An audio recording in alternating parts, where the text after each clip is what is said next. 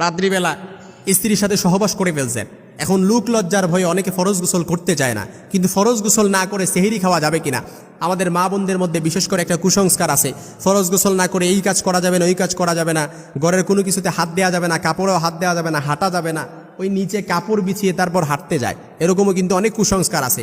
কিন্তু এখন রমাদান মাস, রাত্রিবেলা এখন ফরজ গোসল হয়েছে, আপনার যে কোনো কারণে আপনার গোসল ফরজ হয়ে গেছে, এখন আপনি ফরজ গোসল না করে আপনি সেহরি খেতে পারবেন কিনা, এটার বিধান আছে কিনা, এ বিষয়ে আমরা খুব সুন্দরভাবে আমি ইনশাআল্লাহ বলবো।